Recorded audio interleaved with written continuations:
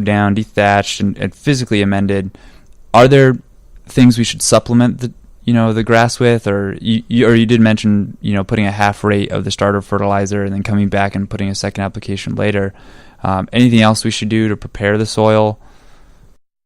Yes, again, Terry, one of the things that I try to emphasize with homeowners and industry is if you have a problem, you have to figure what the problem's cause. If you have weak turf, you have to figure what's caused it. And I think the first thing you want to do is look at a soil test.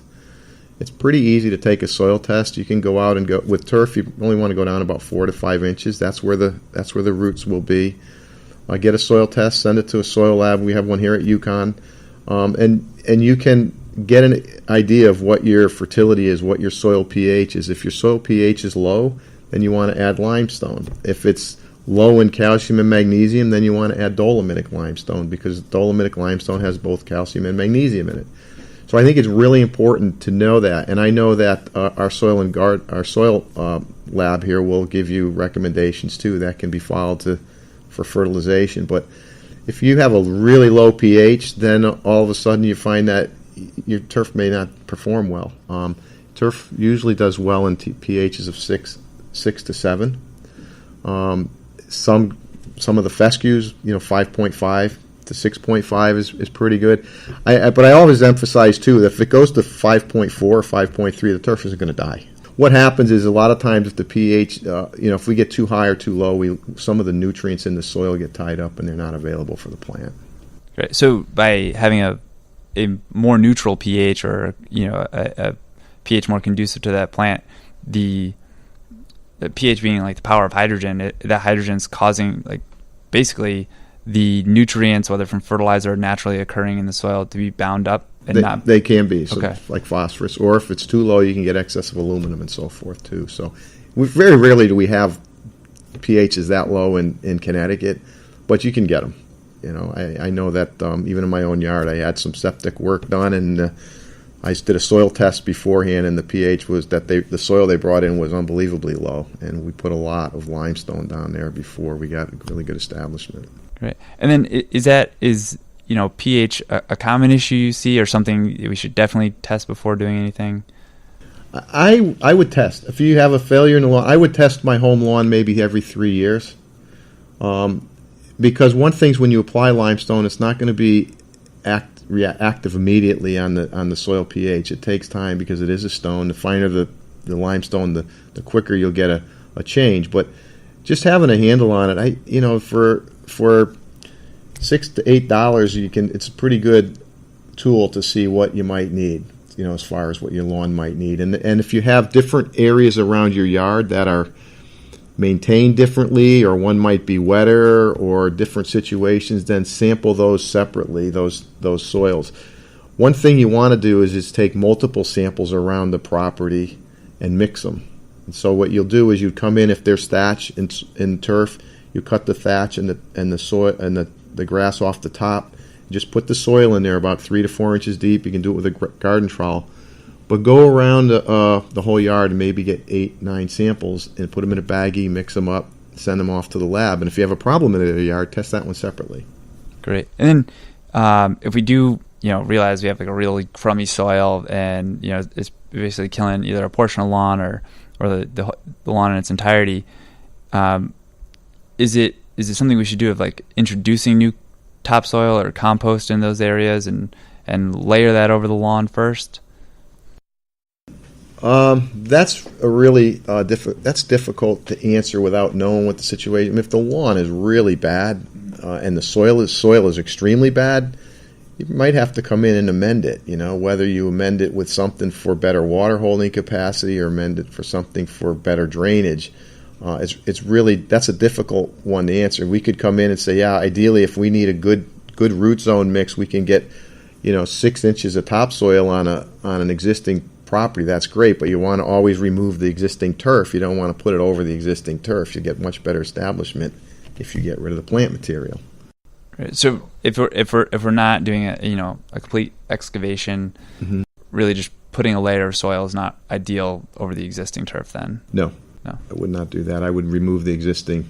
It would be easy, but I would definitely remove the existing turf because you're going to impede root growth and so forth. And if you've got a problem there, you got a layer in there that the roots have to penetrate. You'd get much better establishment if you're putting seed on soil that's free to have root movement. Gotcha. So it's kind of like and water movement. If you get thatch in there and all of a sudden now you got water held up there, now you got your roots in a 1 inch soil, it's because it can't drain, and you can run into problems too. So, yeah, I'd like to say to just go put her over the top, but I would definitely move it. Got it. So it's like putting. Oh, I'm sorry. Go ahead. No, go ahead. I said, or I would just aggressively aerate it and dethatch it and overseed it. And go that way, and you can lightly put soil out over an area, but just don't bury it. So you can. So really, sounds like a large part of the time we can just amend our current soil and get that composition back to an ideal environment for the grass to grow. Yeah, I think so. And I have to be honest. I know there's those situations where the soil is really bad in a homeowner situation and it's got to be totally changed if you're near the shore and you're on straight sand. I mean, that would be a great growing environment once you got turf going. I mean, drainage is the best thing for growing grass. But I think what I would be looking at in situations like that is my species selection or my cultivar selection, because many of the grasses we have will do okay in different growing environments, different soil pHs, different fertility requirements. So that's the way I would be looking at. So, Steve, what about rolling? I mean, it used to be pretty common to roll, it seems to me when I was a youngster, to roll the lawn. Why, I don't know, but I've done it. Right. Is that old-fashioned or does it need to be done? I don't think it's old-fashioned. You don't see it as much, because I remember as a kid seeing everybody rolling their lawn, and we still do it. We still recommend it. If you're doing a new seeding, especially on a new establishment without any topsoil, without any growth on there, not an overseeding situation, but a new establishment, I would roll it, because the better seed to soil contact you can get, the better the germination is going to be. That seed's going to have a chance. It's going to not be hung up where it can dry out. It's going to not wash away. It's not going to migrate. So rolling is still something that if you're doing a new establishment, I definitely would do that. And I would also mulch on top of that too. Mm-hmm. Okay, so I spent my entire Saturday morning dethatching, aerating, mowing low. And then I go to the local store, and I'm confronted by this cacophony of grass seed mixtures and blends. What's the best seed to choose for Connecticut, or is there a better seed depending on whether shade, sun, right, wet, dry? No, that's a great question, and that's an area that I think there's a lot of your success is going to be on your overseeding, on what you choose for your seed. And it goes back to the first comments that I had or a few minutes ago with regarding it, is assessing the situation, it's assessing what your growing conditions are. As a homeowner, what you really need to do is say, all right, first of all, what kind of lawn do I want? Do I want a lawn that's low input, or do I want a lawn that looks like Augusta National, or a tennis court, or a grass tennis court, or an athletic field? Or do I want to have a low-input lawn that looks nice, that I don't need to do as much watering and irrigation? So that's one, and I'll come back to those species in those areas in a minute. The other situation is what's my growing environment? Do I have irrigation? Do I want to water? Do I have shade? Am I all sun? Do we have? Am I fertilizing a lot? Am I not fertilizing a lot? So for all those situations, there's a grass seed that I would pick, and I can go through those a little bit. The other thing is, you just mentioned a blend or a mix, and I think it's important for people to understand that a mixture of grass seed would have 2 or more species in it. So a mixture might have fescue, ryegrass, and bluegrass, where a blend is going to have 2 or more hybrids or cultivars in it. So there'll be, if you're doing ryegrass, you'll have 3 different hybrids of ryegrass. It's important that you have blends or mixes, because you can get survival of the fittest. So if I have a ryegrass, bluegrass, fescue, and I'm putting it out on a lawn, and I've got one area in shade, my if it's a fine fescue, will do much better than the Kentucky bluegrass. So that will be the dominant grass species in there. Or if I have a disease that occurs over the year, my ryegrass might be susceptible, I have a bluegrass in there. So you don't want a monostand of one type of grass or hybrid or cultivar. So that's really important. So the grasses for each area would be that I would choose is if I'm a homeowner and I don't want to put a lot of input into the yard, but I want a pretty good grass and I'm shady and dry, I might look at the fine leaf fescues. That's creeping red fescue, the chewing fescues.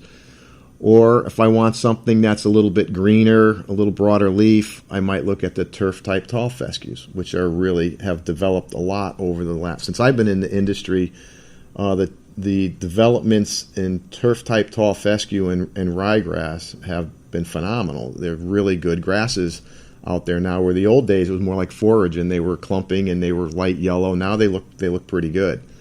If I want that really manicured look and I have an irrigation system and I'm fertilizing, I just want it to really look like Augusta or an athletic field, then I would go with the Kentucky bluegrass, and ryegrass is the dominant species in my lawn, more Kentucky bluegrass and ryegrass.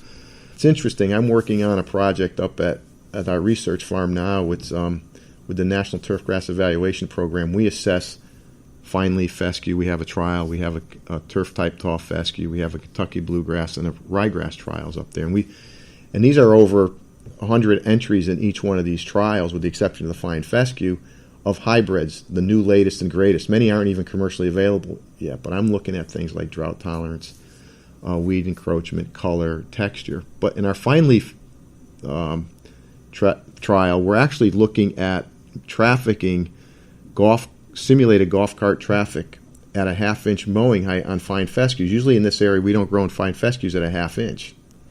We usually grow them at 2 inches or inch or inch and a half, 2 inches.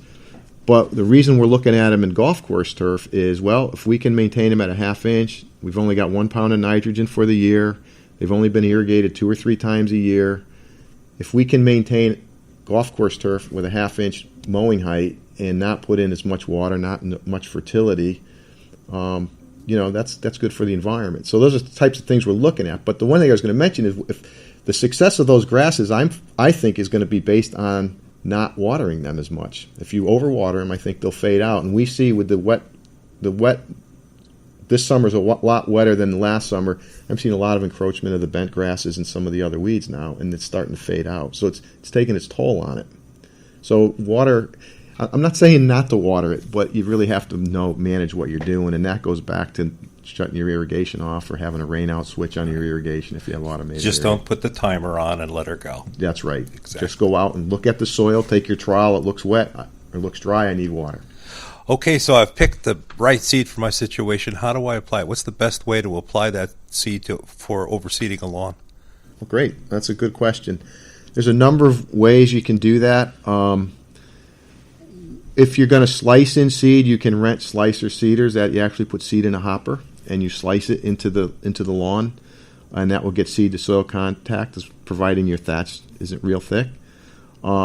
Another way, if you aerate it in many directions with a core aerator, then I might use a broadcast seeder. And then the drop spreader's more time, it goes where you want it. But the one thing where I find that's really beneficial to the homeowner is if you have a lot of gardens, you really got to be careful with the broadcast spreader, because once you start spreading it and you get it into your flower gardens, you'll be weeding good old desirable grasses that you don't want there. So I like the drop spreader if you have a lot of gardens in a small lawn. If I have a big lawn, I would prefer the rotary spreader.